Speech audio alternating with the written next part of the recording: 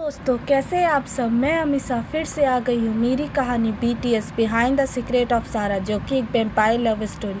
अगर आप लोगों ने पिछले भागों को नहीं सुना है तो मेरी आपसे रिक्वेस्ट है कि पहले आप वो जाकर सुनिए। चलिए ज़्यादा वक्त बर्बाद ना करते हुए कहानी को शुरू करते। पार्ट 8, सारा की मुस्कुराहट। 8, सारा की मुस्कुराहट। उस लड़की की बात सुन विनय नासमझी से उसे देखने लगता है। ये देख सारा बोली, सारा, थोड़ी देर पहले तुम्हारे में से एक मधुर संगीत की आवाज़ आई थी, वो सुनना है मुझे। उसकी बात सुन विनय अब भी समझ नहीं पाया था कि उसके सामने बैठी लड़की आखिर कहना क्या चाहती है। अचानक ही धीरे धीरे उसे सब कुछ याद आने लगता है, जैसे उस बच्चे का धुंध में जाना, जिसके पीछे पीछे खुद विनय का आना, फिर सारा का पेड़ से छलांग लगाकर उस पर हमला करने की कोशिश करना, फिर सारा का उसे ज़मीन पर घसीटना, फिर सारा की बातें और आखिर में उसकी जान लेने की कोशिश करना। ये सब याद आते वो धीरे से अपने सामने बैठी लड़की की तरफ देखकर बोला, विनय देखो, मुझे नहीं पता कि तुम्हारे साथ क्या हुआ है और क्यों तुम हम इंसानों से इतनी नफरत करती हो।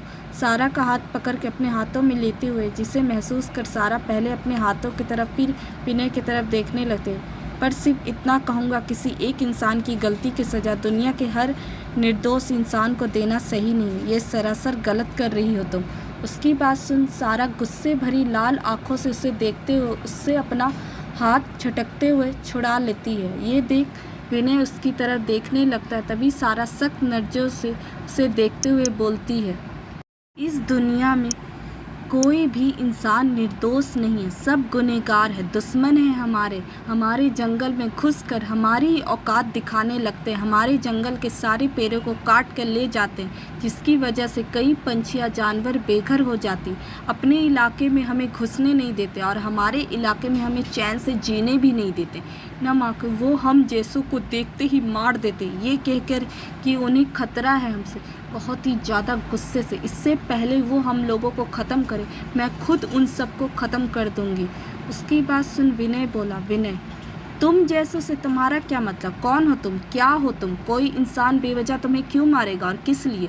ना बोल के उस सारा की तरफ देख उसके जवाब का इंतज़ार करने लगता है। वही सारा को जैसे कुछ याद आता है, वो अचानक से आसमान की तरफ देखकर घबराते हुए बोली, सारा कुछ देर में तो पार होने वाली है, ये सही नहीं है। उसकी बात सुन विनय नासमझी से बोला, विनय क्या सही नहीं है, सुबह दोपहर शाम रात तो प्रगति की देन, ये तो हमेशा होते आई है और आगे भी होते रहेगी। उसकी बात सुन सारा परेशानी से बोली, सारा तुम नहीं जानते हो मेरे बारे में, दोपहर का वक्त हमारे लिए सही नहीं होता है। इतना बोल के वो आसपास देखते हुए जल्दी से किसी बड़े से पेड़ को देख के अपने हाथों को घुमाते हुए उसमें एक छोटा सा छेद कर उसके अंदर बैठ जाती है, जिसके तुरंत बाद ही दोपहर हो जाती है। सूरज की तेज रोशनी पूरे जंगल में आने लगती है, जिससे जंगल रोशनी से चमक उठता है। ये देख विनय हल्के से मुस्कुराया था कि तभी उसकी नज़र सारा पर गई, जो अपने पैरों को पीछे करते उस पेड़ के अंदर सिकुड़ते हुए बैठी थी। ये देख विनय नासमझी से उसे देखते हुए बोलता है, इतनी अच्छी धूप खिली है और तुम इस धूप का मज़ा लेने के बजाय वहाँ उस पेड़ के अंदर घुस कर बैठी हो। उसकी बात सुन सारा कुछ नहीं बोली, अपना पैर और पीछे खींचने को हुई, क्योंकि उस पेड़ के अंदर उसके हिसाब से जगह कम थी। तभी गलती से उसका हाथ पेड़ के बाहर सूर्य की कड़कती धूप में आकर अचानक ही जल उठा। ये महसूस कर सारा दर्द से चिल्लाते हुए जल्दी से अपना हाथ पीछे खींचकर जल्दी से अपने हाथ में लगी आग बुझाने लगती। तभी ये देख विनय लगभग भागते उसके पास गया और उसके सामने आकर बैठ गया, जिससे अब धूप की रोशनी सारा तक नहीं पहुंच रही थी, जिसे महसूस कर सारा नम आंखों से उसकी तरफ देखने लगती। तभी विनय अपने हाथों को बढ़ा सारा के जले हुए हाथ धीरे से छूते हुए बोला, विनय ये धूप की रोशनी से तुम्हारा हाथ जल गया। सारा को देख, कैसे? उसकी बात सुन सारा वैसी ही नम आंखों से बोली, सारा एक मदद करोगे, तब तक शाम नहीं हो जाती, बस ऐसे ही मेरे सामने रह सकते हो क्या। सिर उठाकर जंगल के पेड़ों की तरफ देख, वो क्या है ना, इस जंगल में इतने बड़े बड़े पेड़ है कि सुबह और शाम की हल्की रोशनी को इस जंगल के अंदर आने नहीं देती। उसकी बात सुन विनय नासमझी से उसे देखते हुए उसे अच्छे से अपनों में घेरते हुए बोला, विनय ये तुम्हारा हाथ सूरज की रोशनी से कैसे जल गया, कौन हो तुम, क्या हो तुम मुझे कुछ बता क्यों नहीं रही अपने बारे में। उसकी बात का जवाब देते हुए सारा नज़रअंदाज करते हुए बोली, सारा मैं क्यों कुछ बताऊँ तुम्हें अपने बारे में, क्या रिश्ता है तुम्हारा मुझसे, जिससे विनय बस उसे देखता रह गया। तभी फिर से उसका फ़ोन बज उठा। फ़ोन की रिंगटोन।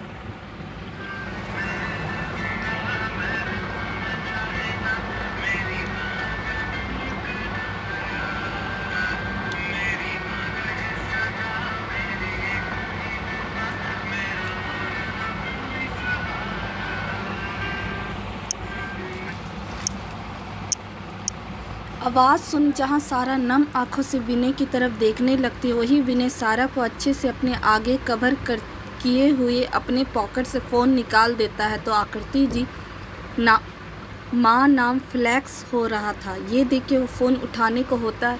वही सारा जो इस गाने को सुन मंद मुस्कुरा रही थी, वो विनय को ये फ़ोन को देखते हुए जल्दी से बोली, सारा प्लीज़ ये संगीत बंद मत करना। उसकी बात सुन विनय उसकी तरफ देखने लगता है। तभी उसे अब जाकर समझ आता है कि सारा उसके उठने के बाद शायद इसी संगीत की बात कर रही है, जिसे याद कर सारा की मासूमियत पर मुस्कुरा देता है। फ़ोन ना उठा के आकृति जी को मैसेज कर देता है।